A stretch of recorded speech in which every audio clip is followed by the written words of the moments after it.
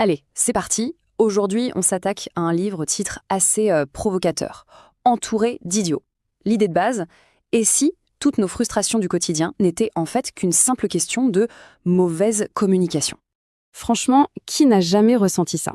Que ce soit au boulot, en famille, cette impression super frustrante que personne, mais alors personne, ne comprend ce qu'on dit.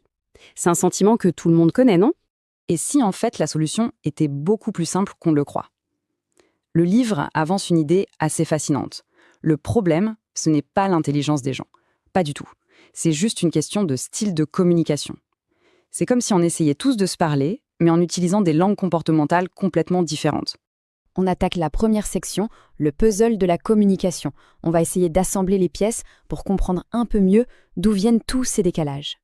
Alors la clé de ce puzzle, d'après l'auteur Thomas Erikson, c'est un outil super simple mais vraiment puissant, un système de 4 couleurs. L'idée, c'est de décoder les comportements humains. Pensez-y comme une sorte de traducteur universel pour nos interactions sociales. Allez, section 2, le code des 4 couleurs. On va décortiquer ensemble ces fameux styles.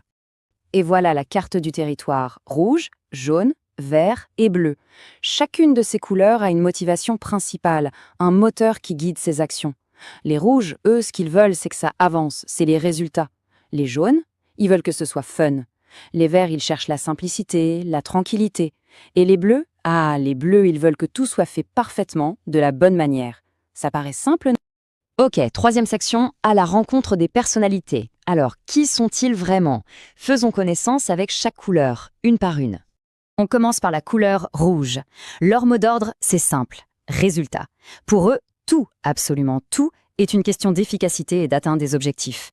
Voilà le profil rouge. C'est un peu le leader né, celui ou celle qui prend les commandes. Il est direct, il va vite, et il n'a pas peur de prendre les décisions qui fâchent pour que les choses avancent. Alors, les points forts des rouges, ils sautent aux yeux, ambitieux, décisifs. Mais leur talon d'Achille, c'est clairement leur impatience. Leur obsession de l'objectif peut les rendre un peu autoritaires, voire même un peu écrasants pour les autres couleurs. Changement total d'ambiance, on passe au jaune. Pour eux, la vie est une fête, et le boulot, ça doit être une source de plaisir et d'inspiration. Le jaune, c'est l'optimiste de service, le roi ou la reine du brainstorming.